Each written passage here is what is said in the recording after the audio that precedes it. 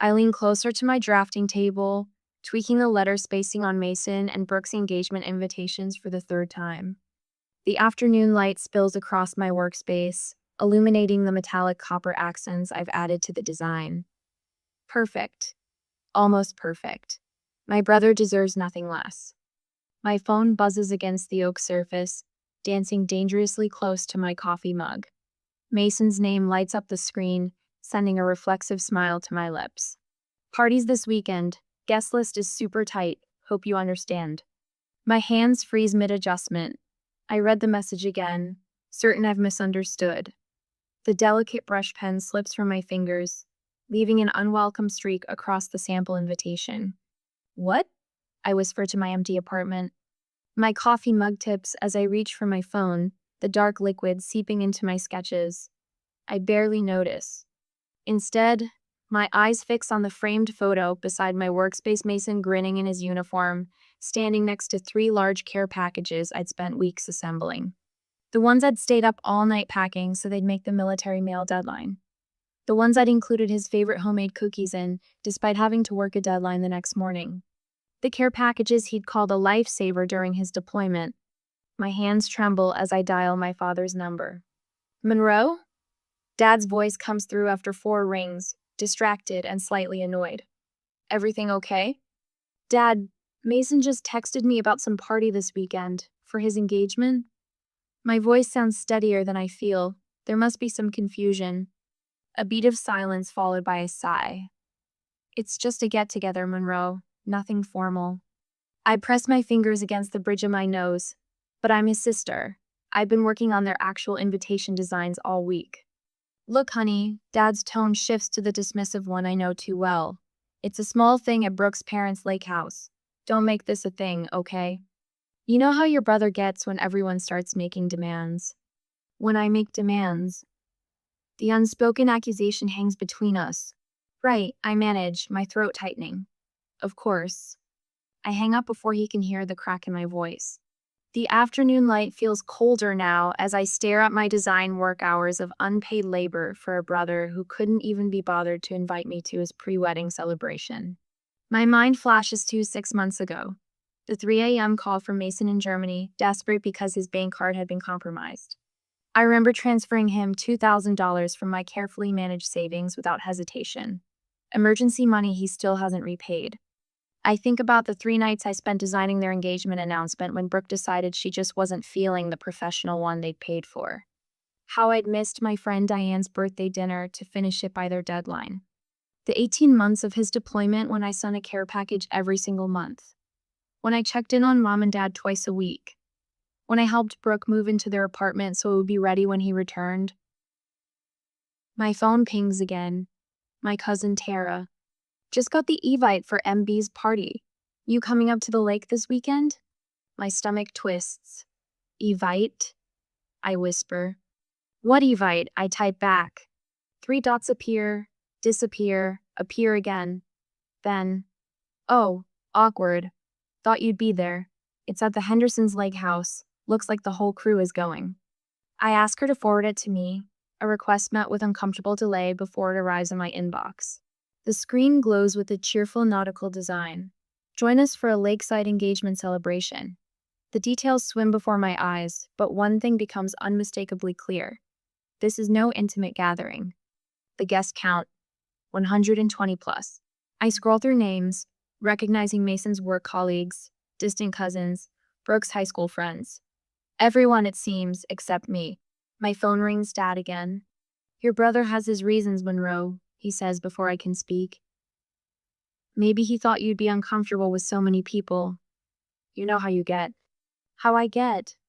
My voice barely carries above a whisper. Just respect his decision. That's all I'm asking. After we hang up, I sit motionless, staring at my bank account on my laptop screen. Years of careful saving. Years of choosing family obligations over personal dreams. My cursor hovers over the Book Now button of the Aspen ski resort I've daydreamed about for years. The one I've put off visiting because someone more important ways needed me. Not anymore. I press Book Now. First class ticket. Mountain View Suite. 6-day stay. As the confirmation email arrives, I snap a photo of my passport beside my plane ticket confirmation. I upload it to Instagram with steady fingers. When you're not on the list, you make your own. The first class cabin surrounds me with a quiet luxury I've never allowed myself to experience. Soft leather cradles my shoulders as I sip complimentary champagne, the bubbles dancing on my tongue. A strange cocktail of guilt and exhilaration floods my system stronger than the drink in my hand. Another? The flight attendant gestures to my nearly empty glass. Yes. The word emerges without hesitation, without the familiar mental calculation of whether I deserve the indulgence. Thank you. My apartment's rent for a month wouldn't cover this single flight, but 6 years of emergency funds sit untouched in my account. Emergency funds that were always available when Mason needed them. The seatbelt sign chimes off, and I breathe deeper than I have in years. The Mountain View suite at the Aspen Lodge makes my apartment look like a storage closet. Floor-to-ceiling windows frame snow-capped peaks, bathed in alpenglow that turns the white slopes to rose gold. The king bed could fit 4 of me. The bathroom gleams with marble I've only seen in design magazines. I stand before the mirror, barely recognizing the woman staring back. Her eyes hold a wildness I haven't seen before, part terror, part defiance. Who are you? I whisper to my reflection. My phone vibrates against the nightstand for the 12th time in an hour. Dad's name flashes on the screen, then disappears as I silence it. Mom's text already waits unread, along with 3 from Mason and 1 from Brooke. I place the phone face down without checking the messages. Whatever family fire needs extinguishing, they'll have to find another bucket. They said what? I clutch my coffee mug tighter as Tara's face fills my tablet screen the next morning. The lodge's breakfast nook offers privacy for video calls that would be impossible at the crowded communal tables. I wasn't supposed to hear it. Tara's voice drops. Brooke was talking to her sister in the bathroom. She said, and I quote, "We just thought Monroe would bring down the vibe." Then something about how you're always so serious and make everything into a big deal. The coffee turns bitter on my tongue. Bring down the vibe. Mason didn't defend you. Tara continues, her eyes darting away from the camera. He just nodded along. My phone pings with a text from Mom. I'm sorry about all this, sweetheart, but you know how your father and brother get when they've made up their minds. I hope you understand. This isn't the first time, Tara adds, hesitating. Remember Thanksgiving at Uncle Pete's last year and Mason's homecoming celebration? What about them? But even as I ask, puzzle pieces click into place. The last-minute location changes, the vague invitations, the surprised looks when I showed up. They've been doing this for years, Monroe. I thought you knew. The realization settles like a stone in my stomach. I've been strategically uninvited from my own family for years. You've changed, May. Standing up for yourself for once. May's raspy voice fills my voicemail speaker as I prepare for my first skillison. I've lived too long to watch this nonsense. You call me when you're ready to talk. Until then, enjoy every minute of that mountain air. I slide the phone into my pocket with a smile I wasn't expecting to find today. First time on the slopes?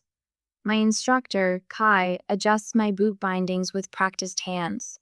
His weathered face sports decades of laugh lines and a perpetual squint from years facing snow glare. First time doing anything just for me, I admit. He nods, understanding far more than I've said. Got yourself some good company then. By afternoon, I've joined a group of solo travelers at the lodge, a retired teacher from Vermont, a widower celebrating his birthday, a young woman escaping a breakup. They welcome me without questions about family or obligations. We share stories over hot chocolate as easily as if we've known each other for years. My phone remains silent in my pocket. For entire stretches, I forget it exists. The beginner's slope isn't much more than a gentle hill, but as I navigate down it without falling, triumph surges through me. The cold air stings my cheeks, and my laughter comes out as vapor clouds in the mountain air. My body remembers how to move without hesitation, how to lean into it rather than fight it. Not bad for day 1, Kai calls from behind me. I spent my life making things easier for everyone else. The irony isn't lost on me that I'm finally learning to do the same for myself. The lodge's great room buzzes with après-ski energy. A stone fireplace throws heat and light across comfortable seating clusters, where new friendships form. I sink into a leather armchair, warming my hands around a mug of spiked cider, listening to Sophia's story about swimming with dolphins in Hawaii last summer. I realize with a start that my phone hasn't vibrated in hours. I pull it from my jacket 15 missed calls and 32 unread messages. But instead of the familiar spike of anxiety, I feel only a curious detachment. Whatever crisis they're navigating, they're doing it without me. And they're surviving. And so am I. As the conversation around me swells with laughter, I snap a photo of the breathtaking mountain sunset visible through the windows. I post it to Instagram with steady fingers. Good morning to a new life. Have you ever had to step away from family obligations to discover who you really are? Share in the comments below if you've ever had to make the difficult choice between loyalty to others and loyalty to yourself. The fireplace crackles in the lodge's timber-framed lounge as I raise my mulled wine in a silent toast to myself. 3 days into my Aspen escape, and the knot that's lived between my shoulder blades for years has finally begun to loosen. My phone buzzes against the polished oak side table, then buzzes again, and again. When it vibrates for the 6th time in under a minute, curiosity wins. I set down my drink and pick up the device. 17 notifications. All from Tara. Sauce, complete meltdown happening. Call me now. I hesitate, fingers hovering over the screen. Part of me wants to silence it, to maintain this fragile peace I've found. But another part, the part that spent 3 decades witnessing my family's chaos from the front row, needs to know. I slip outside onto the deserted terrace where pristine snow reflects the resort's golden lights. Tara answers on the first ring, party noise exploding through the speaker. Oh my God, Monroe, you're missing drama. Her voice carries a mix of horror and delight. Mason's been flirting with Kelly Winters, you know, his high school girlfriend, for the past hour. Right in front of Brooke. What? The word forms a visible cloud in the mountain air. It started with reminiscing, then onto the arm, touching, and now they're huddled by the bar laughing, like they're the only 2 people here. I press my fingers against my temple. And Brooke just threw her champagne in his face, the entire glass, then stormed out screaming that the engagement is off. Despite everything, my stomach tightens. Old habits surface my mind, already calculating how to fix this, what words might smooth things over, how to salvage the party. Then I remember I wasn't important enough to be invited. That's not even the worst part, Tara continues. Mason punched the wall after she left. Pretty sure he broke something in his hand. Your dad's losing ETH and Mason got into a shouting match in front of everyone. The bartender cut them both off, and the manager threatened to shut down the whole thing. I can picture it perfectly, Mason red-faced and belligerent, Dad making everything worse with his damage control that only damages. Mom wringing her hands in the corner, pretending nothing is happening. Grandma May is the real MVP though, Tara adds, lowering her voice. She walked right up to Mason, looked him dead in the eye, and said, I'm quoting exactly, "This is what happens when you cut out the only responsible adult in your life." The entire room went silent. A strange sensation bubbles up from my chest, something between a laugh and a sob. For 32 years, I've been the invisible support beam, the emergency contact, the 3 a.m. problem solver, the reliable one who's there for every crisis. Except this time, I'm not. I should go, I say finally. I signed up for a moonlight snowshoe hike. What? Monroe, did you hear what I said? Your brother is imploding, and Brooke just left with her bridesmaids. Everyone's looking for you. They know where I am, I say simply. Because I told them. On Instagram 3 days ago. I end the call and silence my phone completely. 10 minutes later, I'm crunching through pristine powder with 6 strangers and a guy named Ethan. The forest around us is silent except for our breathing and the soft compression of snow beneath our snowshoes. First time? Asks the woman beside me, Catherine from Toronto. I recall from introductions. At everything, I admit. First time snowshoeing, First time in Aspen. First time choosing myself over family drama. She laughs, a genuine sound that echoes among the pines. That last one's the hardest. The physical exertion burns my calves as we climb, my breath coming in visible puffs. Each step takes deliberate effort lift, place, press. No room for family anxiety when you're focused on not falling face first into a snowbank. Halfway up, Ethan pauses our group at a clearing. The valley spreads below us, lights twinkling like fallen stars. Above, the moon hangs full and impossibly bright against the black canvas of night. Take a moment, he says quietly. Sometimes we get so focused on the climb that we forget to look around. Something inside me breaks open at his words. A small, unexpected laugh escapes me, perhaps my first genuine one in years. Catherine smiles beside me, and two other hikers join in, our laughter rising like steam into the night sky. I am not responsible for fixing their mess. The thought arrives with such clarity that it stops my breath. All these years, I've been the safety net, the damage control specialist, the emotional support beam. But maybe, just maybe, me absence is exactly what they need. 3 hours later, muscles pleasantly aching from the hike, I return to my room and turn my phone back on. The notifications cascade like an avalanche. 14 texts from Mason, escalating from angry, "Where the hell are you?" to accusatory, "This wouldn't have happened if you were there," to desperate, "Please call, everything's a disaster." 8 missed calls from Dad, followed by a text that makes my jaw clench. "We needed you. You abandoned your family when it mattered most." 3 tearful voicemails from Mom, each ending with her signature line, "Please don't make this a thing, honey." 1 message from Brooke, sent 30 minutes ago. "I need help. Mason's a mess. Can you talk some sense into him?" My thumb hovers over Mason's message, muscle memory nearly taking over. For a heartbeat, I consider what I've always done: step in, smooth things over, absorb the blame, fix the unfixable. Instead, I open my contacts. I find Mason's name and press block contact. The screen asks if I'm sure. I've never been more certain of anything. I block Dad next, then Mom, then Brooke. Each tap feels down a heavy burden I've carried so long I forgot it wasn't mine.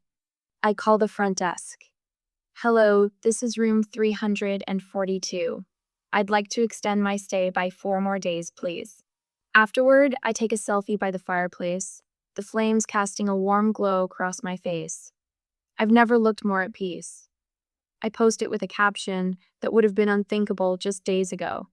0 regrets, 100% peace.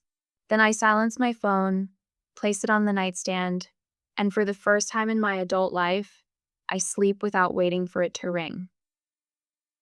I'm halfway down Silverado, a blue run that would have terrified me a week ago, when my phone vibrates against my thigh. For a blissful moment, I consider ignoring it like the 14 other calls I've let go to voicemail. But something, that old, familiar sense of responsibility, makes me slow my descent and pull to the side of the trail. Grandma May's name lights up my screen. Unlike the others, she deserves an answer. Monroe. Her voice crackles with a mix of relief and concern. They're losing their minds trying to reach you. I watch a father and daughter glide past, their laughter carrying on the crisp mountain air. I needed some space. "Space?" she snorts.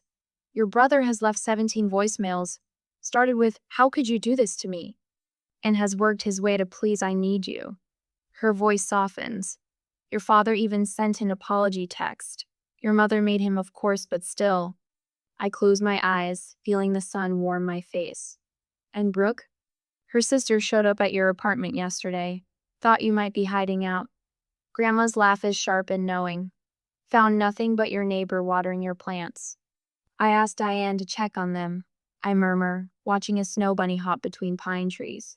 "Where are you, honey?" For the first time in days, I smile. A real smile that reaches my eyes. Somewhere I should have gone years ago. Perfect form. Victor, my ski instructor, calls as I navigate the final turn. 3 days ago, he'd patiently helped me up after countless falls on the bunny slope. Today, I'm carving confident turns down a run aptly named Freedom.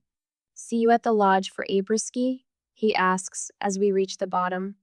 Wouldn't miss it, I reply, surprising myself with how quickly I've fallen into this new routine.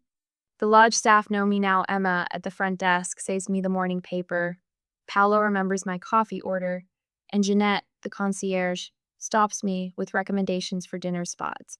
Monroe, Jeanette waves as I enter the lobby. The Hendersons wondered if you'd join them tonight. They're doing a family dinner at their cabin and thought you might enjoy a home-cooked meal. I pause, momentarily confused by the invitation. The Hendersons, a retired couple I'd chatted with during a snowshoe tour, have no obligation to me. They want nothing fixed, designed, or solved. They simply enjoyed my company. I'd love to, I answer, and the simplicity of the exchange nearly brings tears to my eyes. Later in my room, I open the leather-bound journal I purchased in the gift shop. I flip past days of entries, watching my handwriting transform from shaky and uncertain to bold and flowing. Day 1. Arrived broken, wondering if I've made a terrible mistake. Day 5. Skied my first blue run today, fell twice, got up twice. No one seemed disappointed in me. Day 7. I recognize my reflection again. I press my pen to a fresh page. Day 8. The woman who arrived is not the woman who will leave. Dr. Winters watches me from across her sunlit office in the resort's wellness center. You've made a deliberate choice to disengage, she says. It's not a question. I nod, turning my silenced phone over in my hands. 67 notifications. I haven't opened a single one. Tell me about your family, she suggests. The unfiltered version. And I do. The words pour out like spring run-off 18 months of care packages during Mason's deployment, the money I'd transferred without hesitation, the invitations I'd designed without compensation, the birthdays I'd missed to meet their demands, the savings account I've depleted solving their emergencies. Going back to those patterns would be self-destruction, I conclude, surprised by my own certainty. Dr. Winters nods. And yet, they're realizing what they've lost. Are they? I ask, not entirely convinced. People rarely change until the pain of staying the same exceeds the pain of changing, she replies. Your absence has tipped that balance. A new message from Tara appears as I settle by the stone fireplace with a book. Grandma May's moved into your parents' guest room. Says she's setting things straight. Dad nearly had an aneurysm. I smile, picturing my grandmother's take-no-prisoners approach. Another message follows quickly. Mason admitted to your dad that they've taken you for granted. Dad actually agreed. I nearly fell off my chair. Before I can respond, a video message arrives from Brooke. I hesitate, then play. Her face appears, eyes red and puffy. Monroe, she begins, voice breaking. I've been awful to you. Not just about the party for months. Years, really. She wipes her eyes with the back of her hand. No careful makeup, no rehearsed speech. I don't know why you'd forgive me, but I hope you'll let me try to make it right. I set my phone down, emotions swirling. As I reach for my wine glass, the front desk calls. Miss Taylor, there's a delivery for you. Downstairs, the clerk hands me a cream-colored envelope addressed in Mason's unmistakable handwriting. I trace my finger over my name, written with unusual care. Inside, a single page begins. I don't deserve forgiveness, but I need to try. I stand motionless in the grand lobby, snow falling softly beyond the windows, wondering how long the journey back to forgiveness should take, and whether immediate reconciliation would heal or harm us both. I fold my last sweater, the cream cashmere I treated myself to at the lodge boutique, and tuck it into my suitcase. 9 days ago, I threw clothes into the same bag, with trembling hands and tear-blurred vision. Today, my movements are measured, deliberate. The woman who fled here barely resembles the one preparing to return. My phone buzzes. Dad again. Just checking what time we should pick you up tomorrow, his text reads. I type my response without hesitation. No need. I've arranged a rental car. 3 dots appear, disappear then. Seems unnecessary. We don't mind. I do, I reply, then silence my notifications. Control begins with small decisions. The rental car, the neutral meeting location, The terms of re-engagement after what they're all calling your little breakdown, as if standing up for myself could only be explained by mental fragility. From my balcony, I take one last look at the mountains that witnessed my transformation. Tomorrow, I'll meet my family at Meridian Coffee Shop, not our kitchen table, where I've swallowed criticisms with Sunday pancakes for 3 decades. Thank you, I whisper to the peaks silhouetted against the twilight sky. I spot them through Meridian's window before entering, Dad checking his watch, Mom nervously stirring her tea, Mason with his arm around Brooke, who's scrolling through her phone. Their tableau of impatience so familiar, it almost pulls me back into old patterns.